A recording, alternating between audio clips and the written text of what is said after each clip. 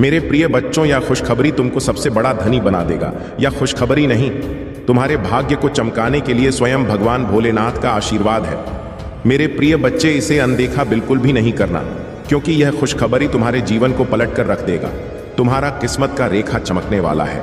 मेरे प्रिय बच्चे, कभी कभी तुम्हें अपने जीवन में ऐसे निर्णय लेने होते हैं जो कठिन होते हैं, पर जब तुम मेरा नाम लेकर कोई निर्णय लेते हो तो वह निर्णय हमेशा सही साबित होता है।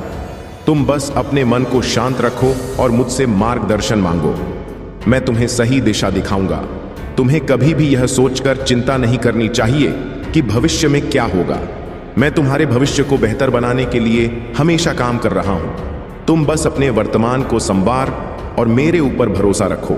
मैं तुम्हें उस स्थान तक ले जाऊंगा जहां तुम हमेशा खुश रहोगे। हर परेशानी में एक अवसर छिपा होता है। जब भी तुम्हें कोई समस्या सताए तो उसे एक चुनौती के रूप में लो।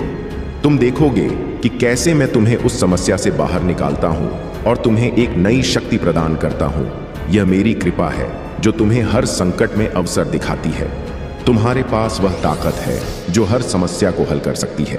जब तुम मुझ पर भरोसा रखते हो तो मैं तुम्हें ताकत देता हूं। यह तुम्हारा विश्वास ही है जो तुम्हें मेरी कृपा का पात्र बनाता है। इसलिए हमेशा मजबूत रहो और मुझ पर विश्वास रखो। बहुत समय पहले की बात है। हिमालय के सुंदर और शांत वातावरण में भगवान शिव अपने ध्यानी रूप में तपस्या कर रहे थे। उनकी तपस्या इतनी गहन थी कि पूरा ब्रह्मांड स्थिर हो गया था। सभी देवता, आर्ष, मुनि और प्रकृति की शक्तियां भी उनकी तपस्या से प्रभावित हो रही थी। यह दृश्य देखकर सभी देवताओं ने सोचा कि अगर महादेव यूं ही तपस्या में लीन रहे तो संसार की गति रुक जाएगी। देवताओं ने मां पार्वती से प्रार्थना की कि वे महादेव को उनकी तपस्या से बाहर आने का आग्रह करें। मां पार्वती ने अपनी सौम्य मुस्कान के साथ यह जिम्मेदारी स्वीकार की। वे जानती थी कि महादेव के तप में उन्हें विचलित करना आसान नहीं होगा। इसलिए उन्होंने एक मनोरम और प्रेमपूर्ण योजना बनाई। मां पार्वती ने अपने सभी रूपों को धारण करते हुए महादेव के सामने एक सुंदर पुष्पों से सजीवन स्थली का निर्माण किया। चारों ओर फूलों की सुगंध फैल गई, पक्षियों का मधुर गान गूंजने लगा और वातावरण जीवन से भर गया। लेकिन महादेव की तपस्या इतनी गहन थी कि वे इस सुंदर दृश्य को भी नहीं देख सके। तब मां पार्वती ने एक छोटी चालाकी का सहारा लिया। उन्होंने एक प्यारा नटखट हिरण का रूप धारण किया और महादेव के चारों ओर छलांग लगाना शुरू कर दिया। हिरण की नटखट हरकतें इतनी मनमोहक थीं कि महादेव की आंखें धीरे धीरे खुल गईं। उन्होंने देखा कि एक सुंदर हिरण उनके चारों ओर खेल रहा है। महादेव मुस्कुराए और समझ गए कि यह सब मां पार्वती की लीला है। वे अपनी तपस्या से बाहर आ गए और मां पार्वती की ओर प्रेम भरी दृष्टि से देखने लगे। मां पार्वती ने भी मुस्कुराते हुए महादेव का स्वागत किया। महादेव ने कहा, हे पार्वती, तुम्हारा प्रेम ही मुझे इस संसार से जोड़ता है। यह तुम्हारी शक्ति है जो मेरी तपस्या को भी मौन कर देती है। इस तरह महादेव ने मां पार्वती के प्रेम को स्वीकार किया और दोनों ने उस वनस्थली में एक साथ आनंद लिया। यह जीवन एक यात्रा है और मैं तुम्हारा मार्गदर्शक हूं। तुम्हें हर कदम पर मेरी कृपा मिलेगी यदि तुम सच्चाई के मार्ग पर चलते रहोगे। अब मैं आपको बताता हूं कि कैसे मेरी कृपा ने उस व्यापारी के जीवन को पूरी तरह से बदल दिया। एक रात जब वह व्यापारी ध्यान में लीन था, मैंने उसके सामने एक दिव्य प्रकाश के रूप में प्रकट होकर उसे आशीर्वाद दिया। मैंने उससे कहा, वत्स, तुम्हारी सच्ची भक्ति ने मुझे प्रसन्न किया है। तुमने अहंकार को त्याग कर अपने हृदय को शुद्ध किया है। अब मैं तुम्हें वह फल प्रदान करूंगा जिसकी तुमने कभी कल्पना भी नहीं की होगी। यह सुनकर व्यापारी की आंखों से आंसू बहने लगे। उसने मेरे चरणों में गिरकर कहा, हे महादेव, मुझे क्षमा करें कि मैंने पहले अपनी भक्ति में स्वार्थ और दिखावा किया। अब मैं समझ गया हूं कि आपकी कृपा केवल सच्चे दिल और निस्वार्थ भक्ति से प्राप्त होती है।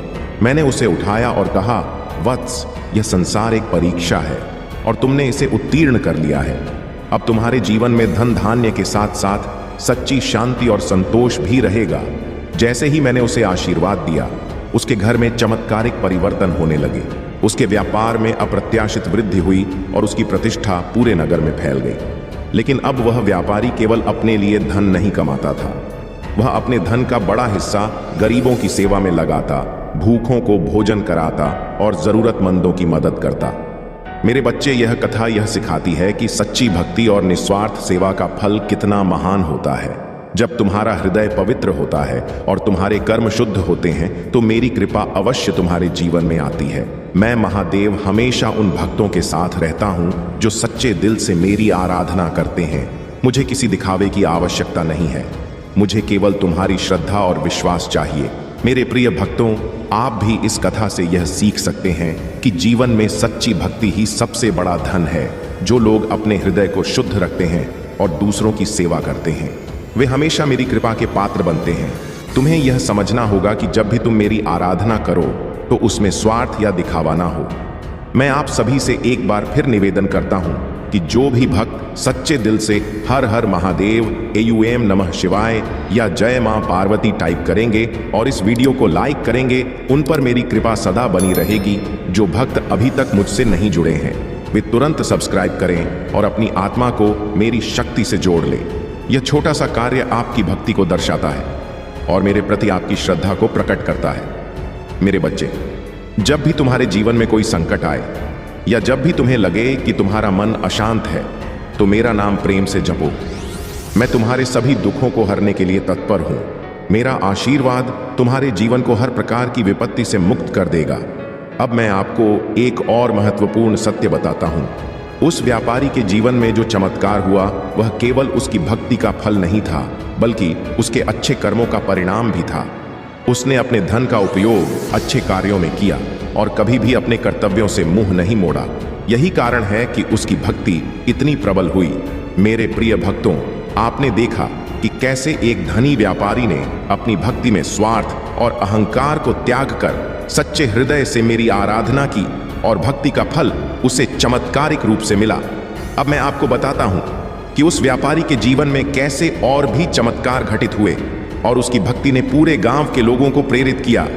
यह कथा केवल उसकी भक्ति की ही नहीं बल्कि उसकी सेवा और परोपकार की भी है, जिसने सबको एक नई दिशा दिखाई। उस दिन के बाद जब व्यापारी ने मेरी कृपा प्राप्त की, उसके जीवन का उद्देश्य ही बदल गया। पहले जो व्यापारी केवल धन और ऐश्वर्य में विश्वास करता था, अब वह एक सच्चा भक्त और परोपकारी बन गया। उसने अपना जीवन सेवा में समर्पित कर दिया। वह हर दिन अपने घर के बाहर भंडारे का आयोजन करता, जिसमें गरीबों और भूखों को भोजन कराया जाता। उसने अपनी संपत्ति का एक बड़ा हिस्सा दान में दे दिया और उसने अपनी संपत्ति से कई धार्मिक कार्यों की शुरुआत की, जैसे कि स्कूलों का निर्माण जहां गरीब बच्चों को शिक्षा दी जाती थी और अस्पतालों की स्थापना जहां बीमारों का मुफ्त में इलाज होता था। उसके इस परिवर्तन को देखकर गांव के लोग आश्चर्यचकित थे। जो लोग पहले उससे ईर्ष्या करते थे वे अब उसकी भक्ति और परोपकार से प्रभावित होने लगे। गांव में एक सकारात्मक ऊर्जा फैल गई और लोग यह समझने लगे कि सच्ची भक्ति का अर्थ केवल मंदिरों में पूजा करना नहीं है बल्कि दूसरों की सेवा करना भी है। उस व्यापारी की भक्ति ने पूरे गांव को एक नई राह दिखाई। परंतु मेरे बच्चे, हर शुभ कार्य में बाधाएं भी आती हैं। जब उस व्यापारी ने अपने परोपकारी कार्यों की शुरुआत की तो कुछ स्वार्थी और ईर्ष्यालु लोग उसकी सफलता को देखकर असंतुष्ट हो गए। वे सोचने लगे कि यह व्यापारी कैसे इतनी तेजी से सफल हो गया और कैसे उसकी भक्ति ने उसे इतना धन धान्य प्राप्त कराया। वे लोग उसकी निंदा करने लगे और उसके खिलाफ षड्यंत्र रचने की योजना बनाने लगे। उनमें से एक व्यक्ति जो पहले व्यापारी का मित्र था, अब उसकी सफलता को देखकर ईर्ष्या से भर गया था। वह सोचने लगा कि इस व्यापारी को कैसे नीचा दिखाया जाए और उसकी प्रतिष्ठा को कैसे मिट्टी में मिलाया जाए। उसने अपने मन में एक छल कपट की योजना बनाई। उसने व्यापारी के धार्मिक कार्यों को नाम करने की कोशिश की। उसने लोगों में अफवाहें फैलाने शुरू कर दी कि यह व्यापारी केवल दिखावे के लिए भक्ति करता है और उसके सारे कार्य स्वार्थ से प्रेरित हैं। परंतु मेरे प्रिय भक्तों, मैं महादेव हूं। मैं सच्चाई को देखता हूं और कोई भी छल कपट मेरी दृष्टि से बच नहीं सकता। मैंने देखा कि उस व्यापारी का हृदय अब कितना पवित्र और सच्चा था। मैंने यह भी देखा कि उसके विरोधी उसकी सफलता को लेकर कितने द्वेष से भरे हुए हैं।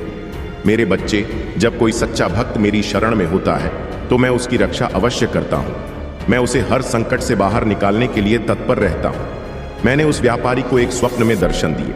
मैंने उससे कहा, वत्स, तुम्हारे चारों ओर अब भी कुछ लोग ऐसे हैं जो तुम्हारी सफलता को देखकर जलते हुए तुम्हारे कार्यों को बदनाम करने की कोशिश करेंगे, लेकिन तुम घबराना मत। मैं तुम्हारे साथ हूं। तुम्हें केवल अपने कर्म और भक्ति में लगे रहना है। मैं हर संकट को दूर कर दूंगा। स्वप्न के बाद व्यापारी का मन और भी दृढ़ हो गया। उसने यह निश्चय किया कि वह अपनी भक्ति और सेवा में किसी भी बाधा को आड़े नहीं आने देगा। उसने लोगों के बीच और अधिक अच्छे कार्य करने का प्रण लिया, ने गांव में और भी बड़े स्तर पर भंडारों का आयोजन किया और कई नए सेवा कार्यों की शुरुआत की। उसकी भक्ति अब इतनी प्रबल हो गई थी कि लोग धीरे धीरे उसकी सच्चाई को समझने लगे। जो लोग पहले उसके खिलाफ षड्यंत्र रच रहे थे, उनकी चालें एक एक करके विफल हो गई। मेरी कृपा से वे लोग अपने ही जाल में फंस गए। उनकी बुरी योजनाएं उल्टी पड़ गई और उन्होंने महसूस किया कि सच्चे भक्त को हानि पहुंचाना असंभव है। मेरे बच्चे, यही मेरी शक्ति है। जो भी भक्त सच्चे दिल से मेरी भक्ति करता है और अपने कर्मों को शुद्ध रखता है, मैं उसकी हर मुश्किल में सहायता करता हूं। मैं उसे किसी भी छल कपट से बचा लेता हूं। तुम्हें केवल इतना करना है कि अपने मन में मेरी भक्ति को प्रबल बनाए रखो और अपने कर्मों को सच्चाई से करो। जब तुम सच्चे बनोगे तो मेरी कृपा तुम्हारे जीवन में अवश्य प्रकट होगी। इस कथा से यह भी सीखने को मिलता है कि भले ही तुम्हारे चारों ओर विरोधी हो, तुम्हें अपने अच्छे कार्यों से कभी पीछे नहीं हटना चाहिए। सच्चाई और भक्ति की राह कठिन हो सकती है, लेकिन उसका फल अमूल्य होता है। अब मैं आप सभी से फिर एक बार निवेदन करता हूं कि जो भी भक्त सच्चे दिल से हर हर महादेव, ओ नमः शिवाय या जय मां पार्वती टाइप करेंगे, उन्हें मेरी विशेष कृपा प्राप्त होगी। आप इस वीडियो को लाइक करें और मेरी भक्ति में अपना योगदान दें। जो अभी तक मुझसे नहीं जुड़े हैं, वे तुरंत सब्सक्राइब करें और मेरी कृपा को अपने जीवन में आमंत्रित करें। यह छोटा सा कार्य आपकी भक्ति का प्रतीक है और इससे आपकी आत्मा मेरी शक्ति से जुड़ जाएगी। इसी वे आपको रोकने के लिए योजनाएं बना रहे हैं, लेकिन आप सभी योजनाओं को फेल कर रहे हैं, क्योंकि आपके पीछे परमपिता महादेव खड़े हैं और वे आपकी रक्षा कर रहे हैं। अगर आपको अपने परमपिता महादेव पर विश्वास है तो कमेंट में हाँ लिखकर संदेश को लाइक करें। कोई ऐसा व्यक्ति है आपके जीवन में जो आपको साइड कैरेक्टर बनाना चाह रहा था, जबकि आप मेन कैरेक्टर हैं। उस व्यक्ति को आपके सामने सेकंड बेस्ट फील होता है। वह व्यक्ति आपसे असुरक्षा महसूस करता है, इस वजह से उसने कुछ नकारात्मक चीजें अपनाई हैं। आपको साइड कैरेक्टर बनाने के लिए उस व्यक्ति ने कुछ ऐसी गलतियां की हैं जिनकी अनुमति दिव्य शक्तियां नहीं देती हैं। देवता और महादेव की अनुमति नहीं है। उस व्यक्ति के बारे में आपको जानकारी देने के लिए यहाँ पर मुझे कहा गया कि ऐसा कोई व्यक्ति है आपके जीवन में जिसने पूरी भरसक को कोशिश की है, जिससे आपको साइड कैरेक्टर बना सके और खुद मैन कैरेक्टर बन सके, जबकि ऐसा नहीं है। आप आज से नहीं, युगों से मैन कैरेक्टर हो, क्योंकि आप दिव्य आत्मा हो। कमेंट में धन्यवाद अवश्य करें और इस संदेश को लाइक करें और इस चैनल को जरूर से सब्सक्राइब करें। आप दिव्य रूप से संरक्षित हैं, इसलिए आप एक निर्दोष और ईमानदार व्यक्ति हो जिसका बहुत अधिक फायदा उठाया गया है और आपको बहुत तंग किया गया है। मैं देख रहा हूं कि आपको यह भी बताया जा रहा है कि आप जिस किसी के भी आसपास रहते हैं तो बहुत सावधान रहिए, क्योंकि आप एक संवेदनशील आत्मा हो।